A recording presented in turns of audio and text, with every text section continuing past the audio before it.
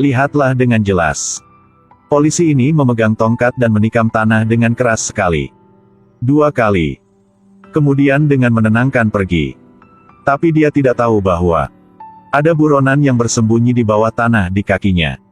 Menggunakan tabung rumput untuk diam-diam bernafas. Seorang pria ini bernama Yang Tae-san. Dia baru diperkosa dan dipenjara belum lama ini. Namun dalam perjalanan untuk diantar ke penjara, mobil polisi mengalami kecelakaan lalu lintas yang serius. Saat polisi masih dalam keadaan koma, dia segera mengambil sepeda motor di tanah dan dengan cepat melarikan diri. Tae-san tahu bahwa sepeda motor adalah tujuan besar. Sangat mudah untuk menemukan. Jadi dia menyelinap ke truk yang membawa melon. Sebenarnya dengan berhasil, lewat pos polisi pertama. Sangat cepat. Barang sudah terkirim. Tae-san baru saja melompat dari truk dan terus naik ke truk pasir. Jadi begitu pergi ke tempat buang sampah, dia melihat sekeliling. Tidak terduga, dia dengan beruntung menemukan setengah botol Coca tersisa. Setelah meneguk seluruh botol air, dia menatap kesedotan di tangannya. Jadi kami memiliki adegan pembuka. Saat Tae-san turun dari truk tanah itu sudah tengah malam.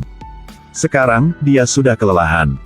Tapi dia masih tidak berani untuk berhenti langkah. Untungnya, dia menemukan sebuah sepeda. Ini menyakitkan. Badan Tae-san sudah lemas, tangannya diborgol. Jadi dia naik sepeda tidak lama dan harus menyerah. Dia hanya bisa lanjut berjalan kaki. Prioritas pertama saat ini adalah melepaskan borgolnya. Dia menemukan bengkel kecil di sebuah desa. Tunggu sampai semua pekerja pulang kerja. Dengan mudah dapatkan pemotong. Saat melewati gubuk pekerja, bahkan tidak lupa mencuri 2 pakaian. Kemudian dia menemukan sebuah rumah kayu tua. Karena khawatir pemotongnya terlalu berisik, akan membangunkan semua orang di halaman. Jadi Tae-san mengambil 2 batu untuk diperiksa. Pastikan tidak ada gerakan di rumah. Ketenangan pikiran untuk kembali ke rumah kayu untuk memotong borgol. Dia berjuang untuk mencengkeram mesin dengan kakinya. Kemudian dekatkan borgol ke pemotong. Akhirnya juga membuka kunci di 2 tangan. Tae-san dengan berhasil sangat senang. Ini mungkin momen paling bahagia yang pernah ada. Pagi kebesokan hari, dia dibangunkan oleh mencicit. Ternyata seorang wanita sedang menangkap ayam. Tae-san tahu bahwa dirinya tidak bisa tinggal di sini terlalu lama. Harus pergi secepatnya. Tapi sekarang di luar ada orang. Apalagi belum makan berhari-hari. Pada dasarnya tidak bisa lari jauh. Ragu-ragu untuk waktu yang lama. Tapi karena hidup, jadi dia harus bertindakan dengan wanita ini. Ayo lihat dengan jelas. Wanita ini sibuk mengejar ayam di halaman. Tapi di ruang kecil dari sana tidak jauh, ada sepasang mata lain yang menatap wanita itu. Pria ini bukan orang biasa, tapi tersangka pembunuhan yang mengguncang negara Yang Tae-san. Wanita ini tidak bisa menangkap ayam. Harus mulai memisahkan biji jagung untuk memikat ayam. Tapi sang wanita ini tidak tahu bahwa Tae-san dekat sana sedang menangis dengan diam. Tae-san berharap dia bisa berubah menjadi ayam sekarang. Bagaimanapun, dia sudah kelaparan selama beberapa hari. Bertujuan untuk kesempatan yang tepat. Wanita siap menerkam. Tapi ayamnya terlalu cerdik. Jadi wanita ini sudah jatuh. Melihat sang wanita seperti ini, Tae-san lebih khawatir. Dia perlahan berlangkah keluar kamar. Wanita ini terkejut. Tae-san buru-buru menjelaskan bahwa dia adalah turis yang datang untuk menjelajahi pegunungan. Tidak hati-hati sesat jalan. Wanita itu sangat antusias, tanpa diragukan lagi. Tae-san mengatakan lagi, "Apakah Anda perlu bantuan saya menangkap jalang ayam itu?" "Kamu bilang ayam itu." Detik kemudian, ayam gemuk malang itu terbaring di perut kalian berdua. Tae-san menggembungkan pipinya. Dia hampir menunjukkan borgol di lengan bajunya. Tapi sial untuknya. Kepala desa tiba rumah. Dia ke sini untuk memberitahu tentang seorang penjahat yang dicari. Tae-san mendengar itu. Buang kaki ayam dan cepat lari. Meninggalkan kepala desa dan wanita tua itu dalam kebingungan. Di luar desa saat ini, kekuatan besar polisi dan tentara dimobilisasi. Setelah banyak usaha yang gagal, polisi tentu saja sudah menghilang sabar. Mereka sedang melakukan pencarian ekstensif di gunung tempat Taesan bersembunyi. Kabar buruk tidak pernah datang sendiri. Pembunuh Presiden Moon juga mengikuti mobil polisi ke tempat itu. Taesan berlari dan tidak berani berdiri. Tapi polisi dengan cepat mengejar. Dari gunung ke sungai. Dari hari sampai malam. Taesan kurang tahu dirinya sudah berlari berapa lama. Sekarang dia akan turun gunung dari sisi lain. Tapi tiba-tiba bentrok langsung dengan tim patroli. Dia harus menoleh dan pergi jauh ke dalam gunung. Semakin banyak orang mengelilingi Taesan. Dia takut dan anggota tubuhnya lemah. Jika dia tahu itu, dia tidak akan serakah untuk memakan ayam itu. Sekarang tidak ada jalan untuk melarikan diri. Taesan benar-benar tertekan. Apakah ini akhirnya? Dia mengeluarkan mainan yang diberikan putrinya untuk didoakan. Tiba-tiba, ada ledakan keras dan langit dipenuhi asap dan api. Taesan masih belum tahu apa yang terjadi. Semua polisi telah berbalik ke arah tempat ledakan terjadi. Taesan melihat itu dan melarikan diri selama kekacauan.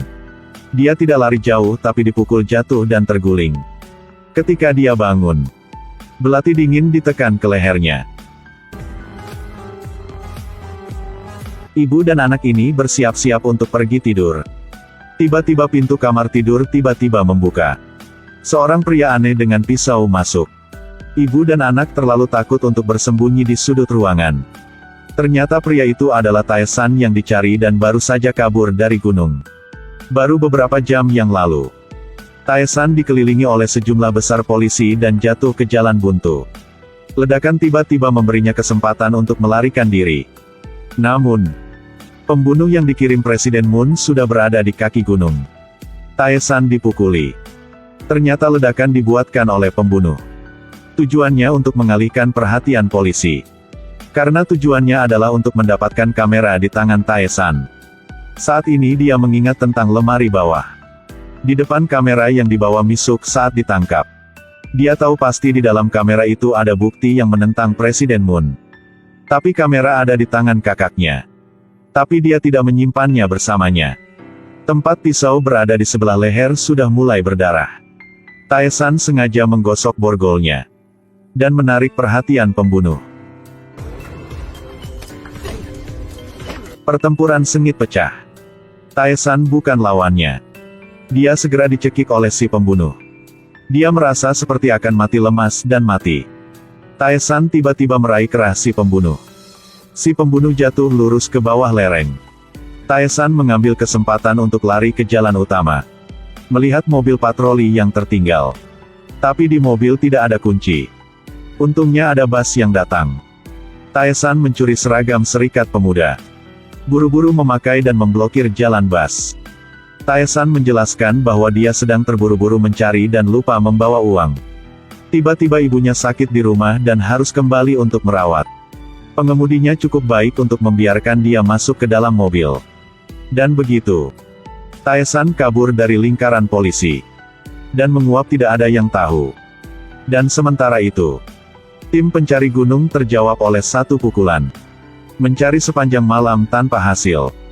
Taesan turun dari bas ke desa kecil di dekatnya.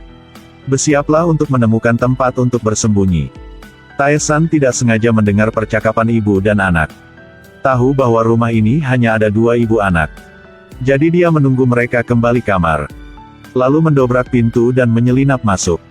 Setelah mengendalikan ibu dan anak, Taesan mulai makan nasi untuk menghindari rasa lapar. Memikirkan ayam yang tidak habis di pagi hari. Dia harus makan lebih cepat. Dia khawatir dia hanya makan setengahnya. Kemudian sesuatu terjadi. Setelah kenyang, Taesan bersandar di dinding untuk istirahat.